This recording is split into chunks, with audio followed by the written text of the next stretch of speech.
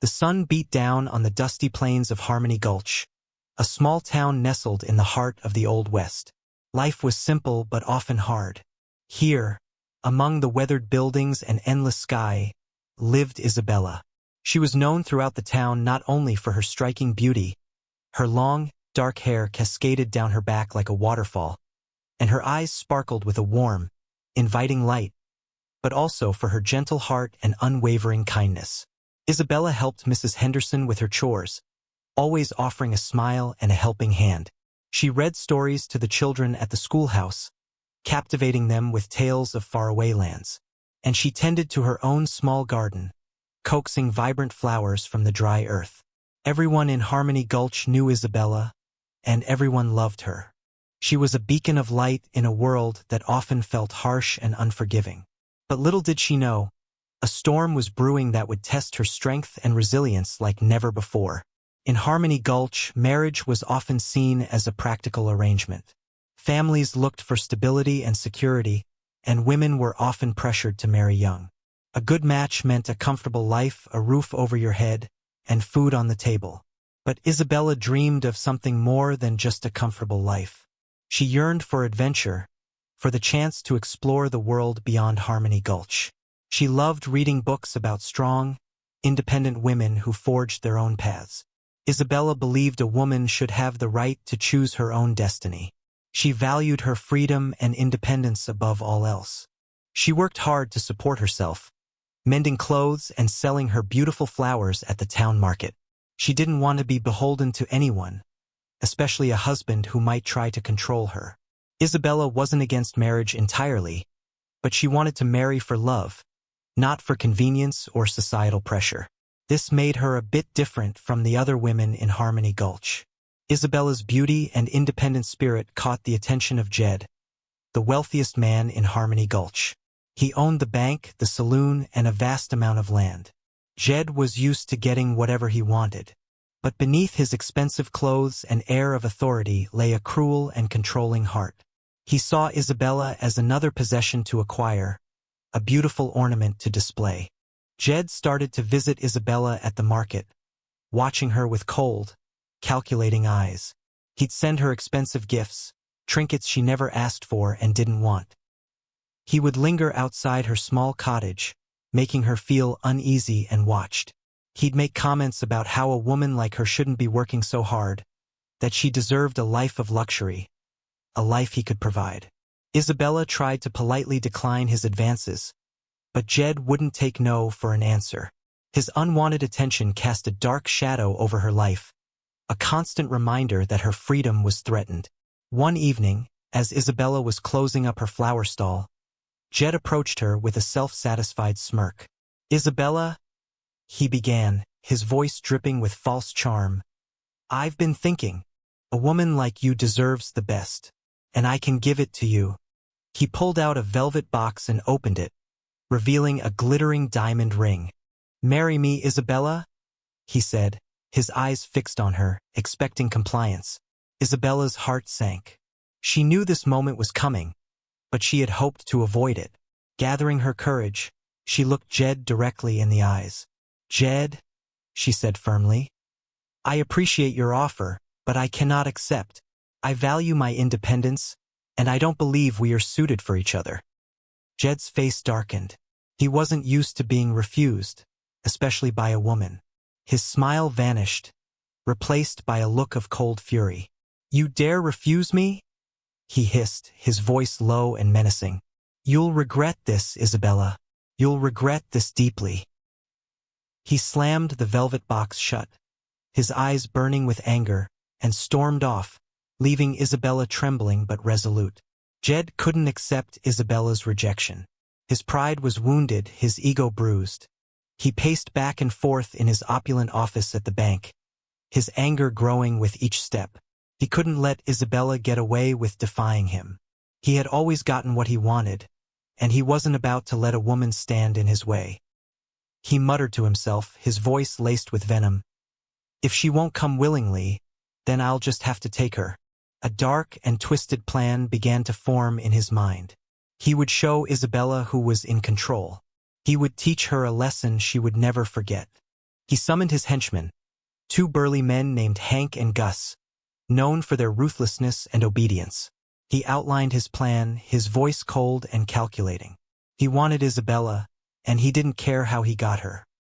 He would take her by force, and she would become his wife, whether she liked it or not. He was determined to break her independent spirit and make her his possession. The next day, Isabella rode her horse, Beauty, to visit her aunt, who lived a few miles outside of town. She enjoyed the peace and quiet of the open plains, the wind in her hair, and the sun on her face. Little did she know, Jed and his henchmen were lying in wait. As Isabella rounded a bend in the trail, Jed and his men sprang from their hiding places. Hank and Gus grabbed Beauty's reins, startling the horse. Isabella cried out in surprise as Jed approached her, a cruel smile on his face. "Well, Isabella," he sneered, "looks like you're coming with me." Despite her fear, Isabella fought back. She kicked and struggled, but she was no match for Jed's strength and the brute force of his henchmen. They pulled her from her horse and tied her hands behind her back. Then, with a sickening finality, they tied a rope around her waist and secured the other end to the back of Jed's horse. Isabella's heart pounded with terror as she realized the horror of her situation. She was trapped. Jed kicked his horse, and it lurched forward, dragging Isabella across the rough terrain. The ground was hard and unforgiving, tearing at her skin and clothes. Dust and gravel filled her mouth and nose, making it hard to breathe. Pain shot through her body with every bump and jolt. Tears streamed down Isabella's face, blurring her vision. She cried out for help, but her voice was lost in the wind and the thunder of the horse's hooves. Fear gripped her heart, a cold and suffocating presence. She knew that if she didn't find a way to escape, she wouldn't survive. Despite the agony, Isabella refused to give up. She struggled against the rope, trying to loosen it, but it was too tight. She scanned the landscape, desperately searching for any sign of help. Her mind raced, trying to find a way to free herself, to survive this nightmare. She knew that her life depended on it. She had to be strong. She had to keep fighting. Miles away, riding across his vast ranch land, was Caleb. He was a man of the land, weathered and strong, with a deep respect for justice and a fierce protectiveness of those in need. Caleb was known throughout the territory for his honesty, his courage, and his unwavering commitment to doing what was right. He lived by a code, a set of principles etched into his very soul. As he crested a small hill, Caleb's eyes caught a disturbing sight in the distance. He saw a horse galloping across the plains, and behind it, a figure being dragged along the ground. He squinted, trying to make sense of what he was seeing. A knot of anger tightened in his stomach. Something was terribly wrong. Without hesitation, Caleb spurred his horse forward, determined to investigate and stop whatever atrocity was unfolding before his eyes. He knew he had to act fast. As Caleb drew closer, the scene became sickeningly clear. He recognized the figure being dragged as Isabella. He also recognized the rider as Jed, a man he knew to be ruthless and cruel. Understanding flooded Caleb's mind, and a surge of righteous anger coursed through him. He knew Isabella was in mortal danger. The sight of Isabella being dragged was horrifying. Caleb could see the dust billowing around her, the way her body bounced against the unforgiving ground. He knew that with every passing second, her chances of survival diminished. He had to act quickly, decisively. There was no time to waste. He gripped the reins tighter, urging his horse to greater speed. He had to reach her before it was too late. He knew that Isabella's life depended on his swift action. The situation was dire, and Caleb was the only one who could save her. Caleb leaned low over his horse, urging the animal to its absolute limit. The wind whipped past his face, stinging his eyes, but he didn't flinch. Every muscle in his body was focused on the chase. He could feel the powerful strides of his horse beneath him, the pounding hooves eating up the ground. The distance between Caleb and Jed remained significant, but Caleb was steadily closing the gap. He knew that every second counted. He pushed his horse harder, ignoring the burning in his lungs and the ache in his legs. He could see Jed in the distance, a dark figure against the horizon. He could also see the cloud of dust swirling around Isabella, a stark reminder of the danger she was in. He gritted his teeth, his resolve hardening with each stride. He would not let Jed get away with this. He would save Isabella no matter the cost. He had to. The chase was a desperate race against time. The uneven terrain posed a constant threat, with hidden gullies and loose rocks that could send a horse and rider tumbling. Caleb skillfully navigated the treacherous landscape, his eyes constantly scanning the ground ahead. He knew one wrong step could mean disaster. The sun beat down mercilessly, turning the plains into a shimmering oven. Dust swirled around Caleb, coating his face and clothes, making it hard to see.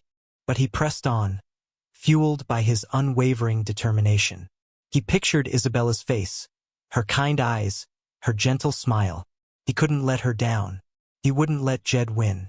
The image of Isabella being dragged spurred him onward, overriding the pain and exhaustion. He was a force of nature, a whirlwind of righteous fury, closing in on his prey. He was coming. Finally, after what felt like an eternity, Caleb was close enough to see the details clearly. He could see the taut rope that bound Isabella to Jed's horse, a cruel tether that was slowly killing her. The sight sent a fresh wave of anger washing over him. He knew he had to act now before it was too late. He could see Isabella's battered body, the way she was struggling to hold on, the sheer determination in her eyes. It was a testament to her strength and resilience. Caleb knew he couldn't risk getting any closer on horseback. He needed to find a way to sever the rope without endangering Isabella further. He reached for his rifle, his mind racing, calculating the angle, the distance, the risk. He only had one shot. He had to make it count. The rope was his target, and Isabella's life hung in the balance. Caleb dismounted quickly, his movements fluid and practiced. He dropped to one knee, providing himself with a steady base. He raised his rifle, his eyes narrowed, focusing all his attention on the rope. He took a deep breath, calming his nerves, and slowly squeezed the trigger. The rifle cracked, the sound echoing across the plains. The bullet flew true, a tiny speck of lead hurtling towards its target. For a moment, everything seemed to stand still. Then the rope snapped, the fibers parting with a sharp twang. Isabella was free. The sudden release caused her to tumble to the ground, but she was no longer being dragged. Caleb had done it. His shot had been perfect. He quickly reloaded his rifle, his eyes now fixed on Jed, who was turning around in disbelief and fury. The situation had changed, but the danger was far from over. Isabella lay on the ground, gasping for air. The sudden stop had been jarring, and her body throbbed with pain. She tried to sit up, but a sharp pain shot through her leg. She cried out, realizing she had been injured in the fall. Her clothes were torn, her skin was scraped and bruised, and her hands were raw from trying to loosen the rope. Despite her injuries, Isabella felt a surge of relief. She was free. She was alive. She looked up and saw Caleb standing a short distance away, his rifle trained on Jed. She wanted to thank him, to tell him how grateful she was, but her voice was hoarse and weak. She struggled to her feet, using a nearby rock for support. She knew she needed to get out of the line of fire. The situation was far from over, and she didn't want to be a burden to Caleb. She had to be strong even in her injured state. She had to survive. Jed's face was a mask of pure rage. His carefully constructed world had just crumbled before his eyes. He had been so close to getting what he wanted, and now this meddling rancher had ruined everything. He spurred his horse around, his eyes blazing with fury. "You'll pay for that," he roared, his voice filled with venom. He dismounted, his movements jerky and uncontrolled. He pulled out his own revolver, his hand shaking with anger. He advanced towards Caleb, his eyes locked on his target. He had underestimated this man, but he wouldn't make that mistake again. He was going to make Caleb suffer for interfering. He was going to make him regret the day he ever crossed Jed. A showdown was inevitable. The air crackled with tension, the silence broken only by the sound of Jed's approaching footsteps and the distant whinny of a horse. The stage was set for a final, deadly confrontation. Caleb stood his ground, his rifle steady in his hands. He met Jed's furious gaze with a calm, unwavering stare. He was the embodiment of quiet strength and unwavering resolve.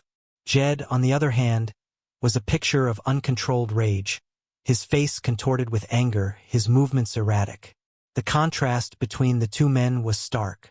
Caleb represented the best of the Old West: justice, courage, and a deep respect for human life. He was a protector, a defender of the innocent. Jed represented the worst: greed, cruelty, and a complete disregard for the rights of others. He was a bully, a tyrant who believed he could take whatever he wanted. Good versus evil, right versus wrong, the showdown was more than just a personal conflict. It was a battle for the soul of Harmony Gulch. The tension was palpable, a silent promise of violence hanging in the air. Even the wind seemed to hold its breath. The silence shattered as Jed fired the first shot. The bullet whizzed past Caleb's head, kicking up dust behind him. Caleb reacted instantly, diving for cover behind a large rock. He returned fire, his movements precise and controlled. He was a skilled marksman, honed by years of experience on the ranch. The gunfight raged, the air filled with the acrid smell of gunpowder and the deafening roar of gunfire. Jed fired wildly, his anger clouding his judgment. Caleb remained calm and focused, carefully choosing his shots. He knew he had to end this quickly, before anyone else got hurt. He moved swiftly, using the terrain to his advantage, always keeping Jed in his sights. He was a force to be reckoned with, a protector standing against a tide of evil. His courage shone brightly, a beacon of hope in the midst of the chaos. He was determined to prevail. Finally, with a well-aimed shot, Caleb disarmed Jed, sending his revolver clattering to the ground.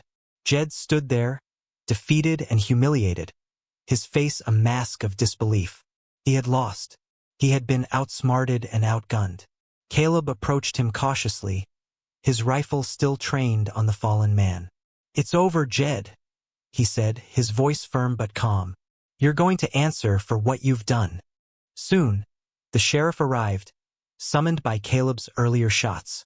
Jed was taken into custody, facing a long list of charges, including attempted kidnapping and assault. His reign of terror in Harmony Gulch was finally over. Justice had prevailed. The town breathed a collective sigh of relief, knowing that they were finally safe from Jed's cruelty and greed. The law had been upheld, and a dangerous man had been brought to account for his actions. Harmony Gulch could finally begin to heal. With Jed safely in the sheriff's custody, Caleb turned his attention to Isabella. He approached her gently, his eyes filled with concern. "Are you all right?" he asked, his voice soft and reassuring. Isabella managed a weak smile. "I'll be okay," she said. "Thanks to you." Caleb carefully examined her injuries. He cleaned her scrapes with water from his canteen and bandaged her wounds with strips of cloth from his shirt. His touch was gentle and compassionate, revealing the kind heart beneath his rugged exterior. He set her broken leg in a makeshift splint. He spoke to her soothingly, reassuring her that she was safe and that everything would be all right. Isabella watched him, her heart filled with gratitude. She had never met anyone so brave, so kind, so selfless. She saw in his eyes a genuine concern for her well-being, a deep compassion that touched her soul. In that moment, a connection formed between them, a bond forged in the crucible of danger and adversity. Isabella spent the next few weeks recovering at her aunt's house. Caleb visited her every day, bringing fresh flowers from her garden and reading to her from her favorite books.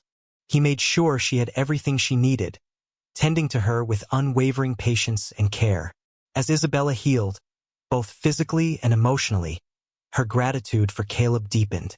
She knew that he had saved her life, not just from Jed's cruelty, but also from a future of fear and oppression. She would forever be grateful for his bravery, his kindness, and his unwavering commitment to doing what was right.